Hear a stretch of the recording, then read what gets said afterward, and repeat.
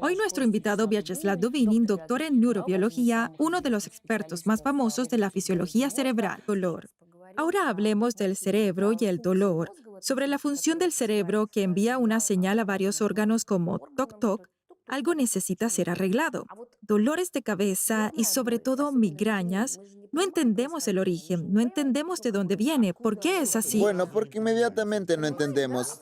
En el siglo XXI comprendemos que el dolor suele ser un daño a las células de los tejidos. Esta es una antigua reacción de defensa que nos permite permanecer completos, pero este dolor surge por diferentes motivos. Y una cosa es que se haya cortado el dedo y otra cosa es que se enferme en alguna parte del estómago. Es decir, hay algo dentro de todo. La tercera cosa es un dolor de cabeza y tienes que averiguar de dónde viene, por qué. Bueno, hay una migraña, vamos. ¿Por qué tiene una migraña? ¿Estás segura de que es una migraña? ¿Estás segura de que sus vértebras cervicales en realidad no se movieron y no comprimieron los vasos sanguíneos? O, por ejemplo, tienes saltos en la presión arterial o algo más. Es decir, llamar migraña a cualquier dolor de cabeza también está mal. Pero si es una migraña, ¿de dónde viene? Muy a menudo, el origen de la migraña está asociado con una disfunción de la serotonina en nuestro torrente sanguíneo, y la serotonina se libera constantemente de las células llamadas plaquetas. Esto significa que se necesitan plaquetas para tapar agujeros en los vasos. En caso de lesión, y ni siquiera son células, tales bultos de células rojas de la médula ósea que viven alrededor de 10 a 12 días y se destruyen. La misma serotonina sale de ellas, lo que normalmente ayuda a comprimir el vaso en el lugar de la lesión, y es más fácil otra vez tapar los agujeros y las plaquetas se están desmoronando lentamente todo el tiempo. Porque su edad va pasando, siempre hay una concentración constante de serotonina en la sangre y luego de repente, por alguna razón, hoy no solo las plaquetas de hoy, sino también las plaquetas de mañana se destruyeron. Bueno, algo está sucediendo, o es el estrés, ¿no? O algún tipo de señal de nuestro entorno, pues no sé, siente el olor a rosas y eres alérgico a las rosas, como Poncio Pilatos, Mikhail Afaniasevich Bulgakov.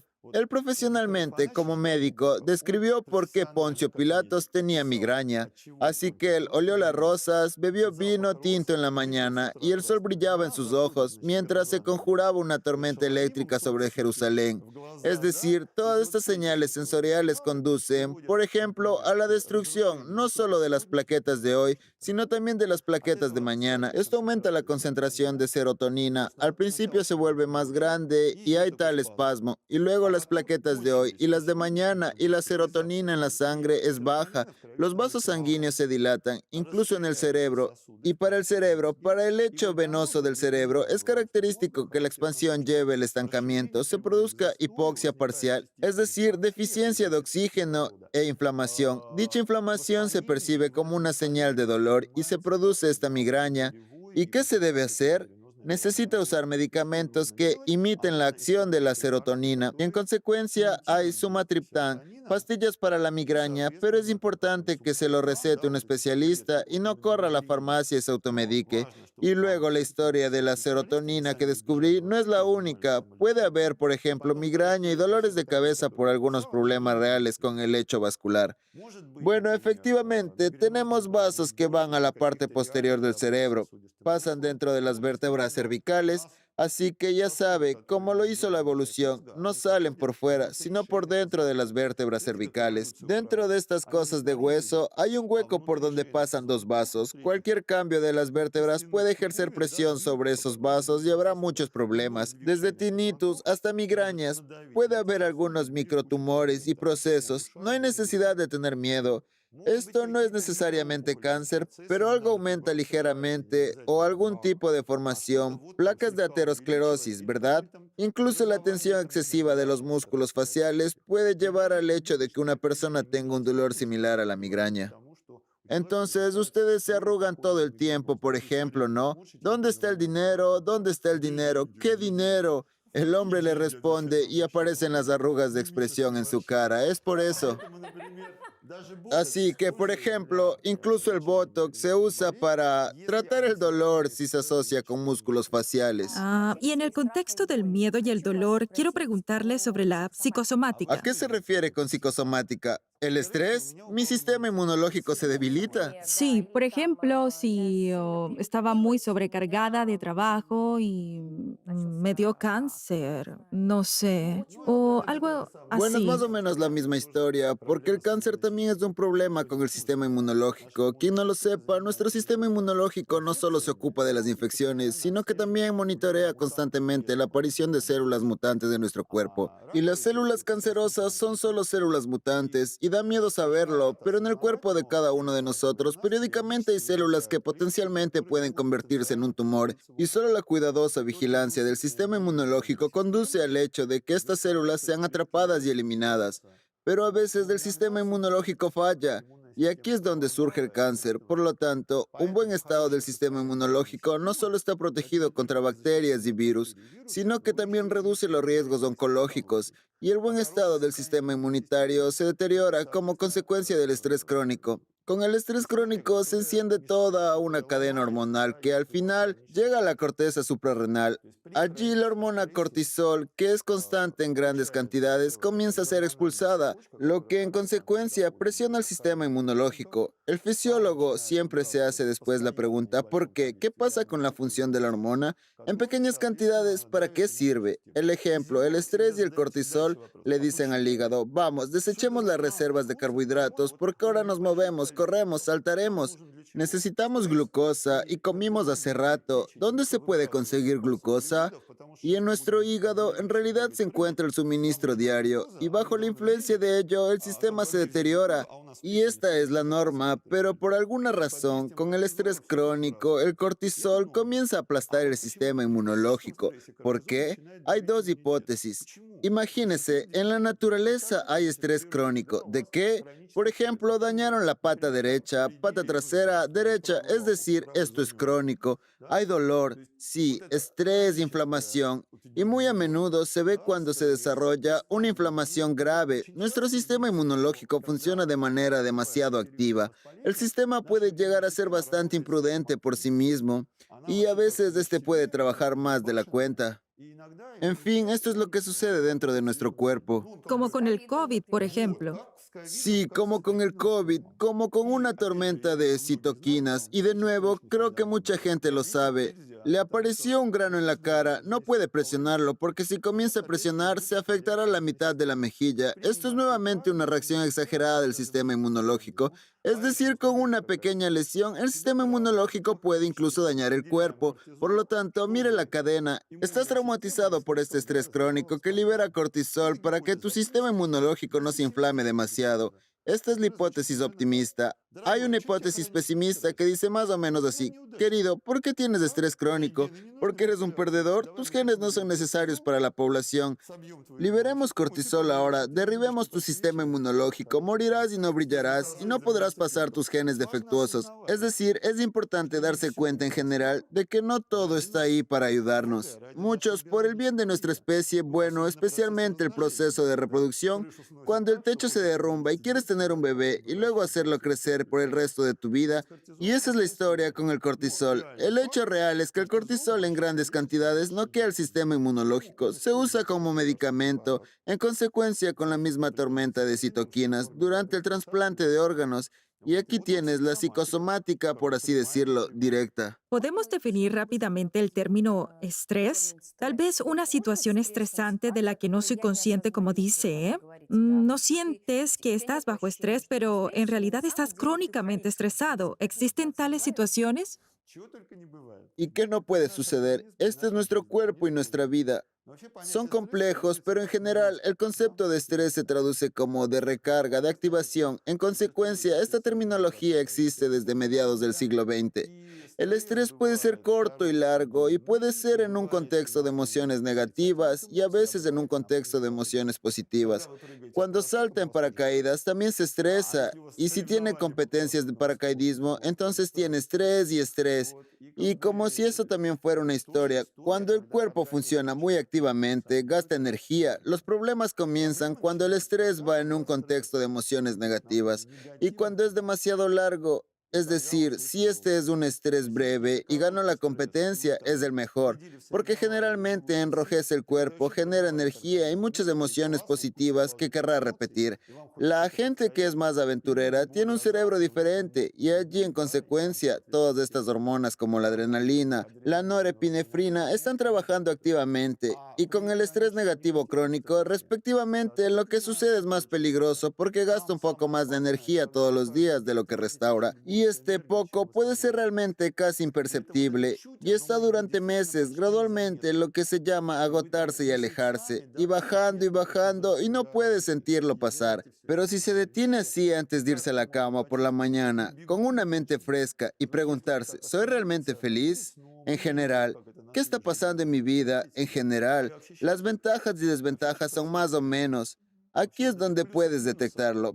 Pero en la mitad del día, cuando estás en el tobogán de bobsleigh, no lo detectarás muy bien, y el peligro es que debido al estrés crónico, su sistema cardiovascular se hundirá gradualmente y entonces la hipertensión, la aterosclerosis, parece que comienzan los dolores de migraña, el sistema inmunológico, las capacidades regenerativas se hundirán. Y ahora, mi piel no se ve tan joven como antes, ¿saben? A veces tengo alumnos. Dios, ya tengo 20 años, sí, arrugas, aparecen las primeras arrugas. ¡Qué horror! Tengo 20 años y ya tengo arrugas en la cara. Y otro hecho sorprendente sobre el que escribe es que al beber alcohol resulta que se produce la principal hormona materna, la oxitocina. Hace tiempo que conozco este concepto de que la garantía de un matrimonio largo es también en un uso moderado del alcohol. Tal vez un vino delicioso. Entonces, esto es cierto, ¿verdad? Ahora mismo estamos hablando del hecho de que el alcohol no siempre es malo. ¿Estoy en lo correcto? Sí, exactamente sobre eso. Pues Este, usted tiene razón. Este es un artículo inglés sobre cómo el consumo moderado de alcohol conjunto sube la oxitocina y por la mañana la cara del interlocutor. El compañero de copas es casi como la cara de un familiar. El hecho es que no se trata solo de relaciones padre e hijos y relaciones de género, sino también de relaciones de amistad, de equipo, de sociedad. Y así que este sentimiento de amistad, de tener una tarea común, un objetivo, también genera oxitocina. Y basta con abrazar a un amigo o incluso dar la mano, más oxitocinas y el alcohol en pequeñas dosis es capaz de hacer eso. Con las grandes ya suceden historias muy complejas y a veces desagradables, pero un poco de alcohol, bueno, un poco es un poco. Y si es un poco, entonces no nos dará mucho daño. ¿Cuánto desde el punto de vista de un neurobiólogo? Como regla general, las cifras son 20-30 gramos de alcohol, 20 para el cuerpo femenino, 30 para el masculino, respectivamente. Aquí no hay discriminación de género, es solo que en el cuerpo masculino las enzimas que destruyen el alcohol funcionan más activamente. Bueno, estamos hablando del equivalente de alcohol. Quiero decir, lo bebiste como licor, ¿verdad? Shot o una copa de vino. Eso no es muy importante, y en el caso del vino serán 200 o 300 gramos. Y esa es una buena copa, pero es una dosis diaria, una sola. Y todavía es preferible no todos los días, porque la resistencia del cerebro, por así decirlo, también es individual para todos. E incluso en dosis bajas, primero puede formar una dependencia psicológica y luego una fisiológica. Entonces, para volverse alcohólico, incluso puede solo usar un buen vino. Por eso, tengan cuidado, solo una o dos veces por semana. ¿Y cómo lo hace sentir? ¿Qué tan significativo es para usted?